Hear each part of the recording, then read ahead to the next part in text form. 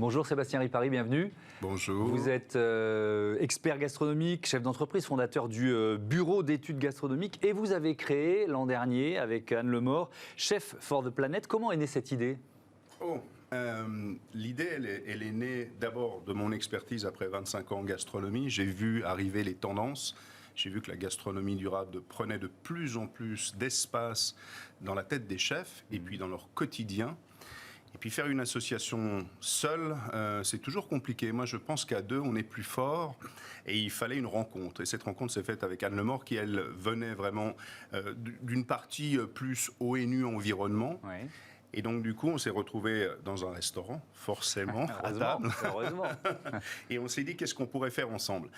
Moi, avec ma force de réseau de chefs, elle avec son impact sur le monde environnemental international. Et on a créé Chef for the Planet. Donc c'est une association. Qui est une association loi 1901 sur laquelle on ne tire aucun profit. Le but étant vraiment de permettre aujourd'hui de partager les informations de ce qui se fait à travers le monde en gastronomie durable large.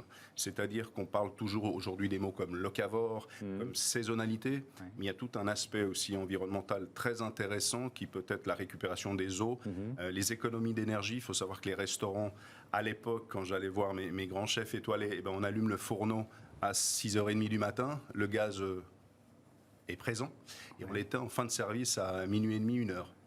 Et donc aujourd'hui, c'était des puits de perte d'énergie extraordinaires, les restaurants, quels qu'ils soient. Donc aujourd'hui, on essaie de apporter des solutions à ces chefs pour leur permettre de réfléchir différemment. Et surtout, c'est une communauté internationale, c'est-à-dire ce qu'on apprend d'un chef, par exemple, américain, on peut le transmettre à un chef français. Oui, c'est un partage de bonnes pratiques. C'est un partage de bonnes pratiques, c'est un partage d'informations. Une centaine de chefs aujourd'hui venus du monde entier. Une centaine de chefs dans le monde, sur une quinzaine de pays qui nous ont rejoints. En toute honnêteté, ils sont venus en grande majorité nous rejoindre. On ne fait pas beaucoup de démarchage.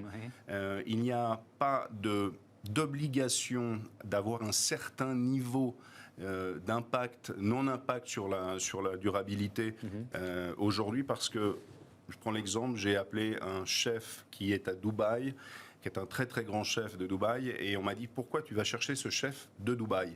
C'est pas le meilleur endroit pour parler de gastronomie responsable. J'ai dit, c'est pas le fait qu'il soit à Dubaï, c'est le fait qu'il soit le chef le plus impliqué pour modifier la perception d'une gastronomie durable et responsable dans un pays. Il faut bien commencer. Et oui, parce que c'est ce que j'allais vous dire. Les chefs, les grands cuisiniers, enfin les cuisiniers en général, par ce plaisir qu'ils nous transmettent, ce sont des leviers d'influence. C'est-à-dire qu'ils font passer des messages aussi à leurs clients et parfois, notamment quand on est dans un restaurant gastronomique, les clients, ils ont eux-mêmes du pouvoir et de l'influence. C'est pas neutre tout ça. Alors, c'est un échange assez intéressant. Vous savez, quand il y a quelques années, on a commencé à parler de la saisonnalité. Moi, je me suis retrouvé dans des cuisines de grands chefs qui m'ont dit clairement, tu nous ennuies en étant poli avec ta saisonnalité. Mon client, s'il a besoin d'avoir des fraises en hiver, il faut que je lui les serve parce qu'autrement il ira chez le concurrent les chercher.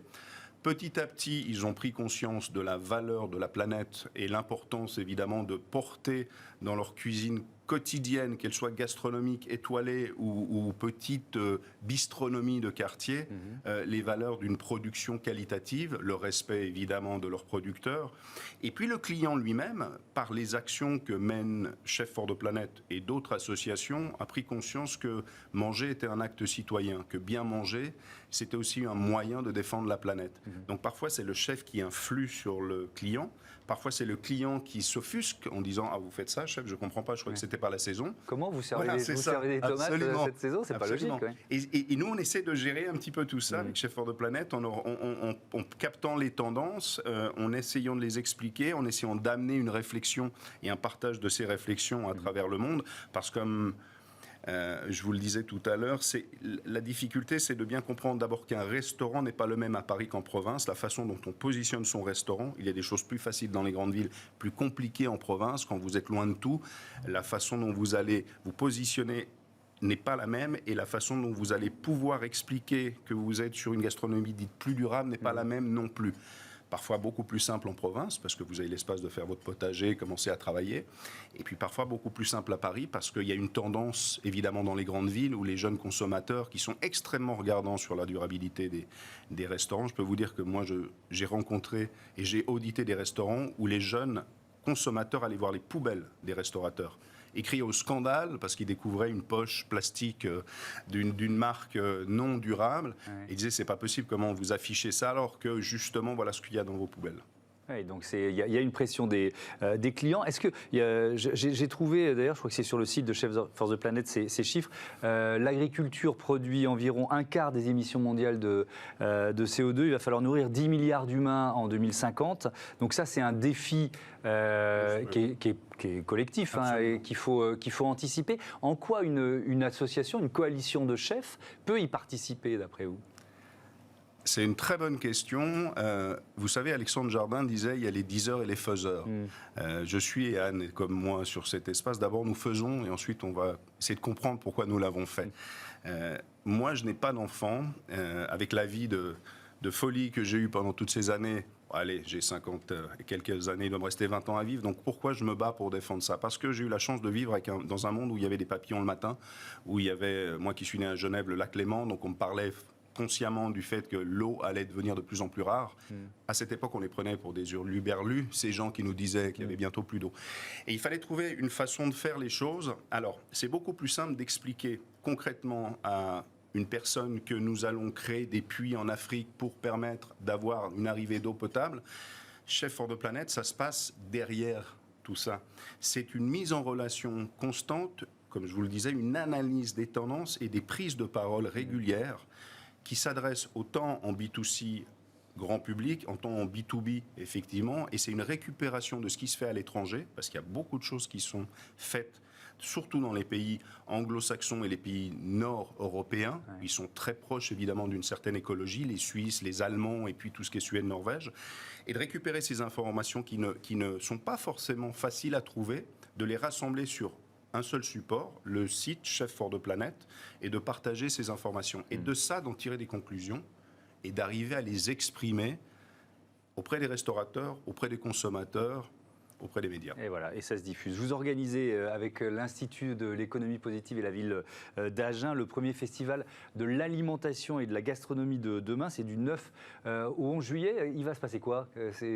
Alors, on va bien manger peut-être d'abord pour commencer. On va bien manger et bien parler. Effectivement, on le co-crée avec l'Institut d'économie positive de Jacques Attali.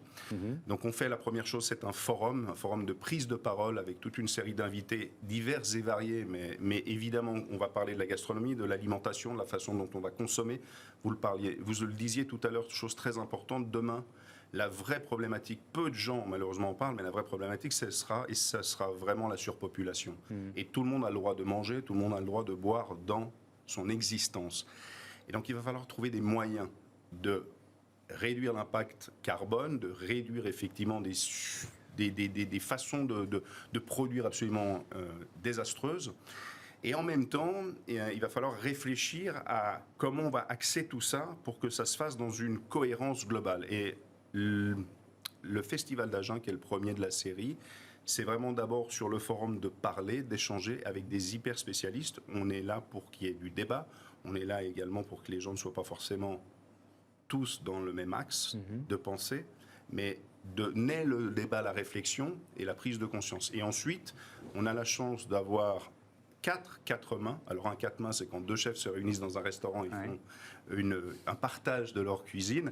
Et donc, je veux dire, j'ai appelé mes chefs présents sur place et ils ont tous joué le jeu. Et donc on aura ce soir-là, le samedi soir, 4 dîners à 4 mains dans Agen et dans l'agglomération d'Agen. Et le dimanche matin, on aura un brunch à 8 mains avec musique, avec vin, etc., etc. Mais en expliquant vraiment, présence des producteurs, pourquoi cet acte citoyen solidaire, il est durable. Et ben voilà, merci beaucoup, merci Sébastien Ripari. Donc ce festival de l'alimentation et de la gastronomie de demain, c'est du 9-11 juillet à Agen, évidemment, puisque la ville est co-organisatrice. On passe à notre débat tout de suite sur les métiers de la communication.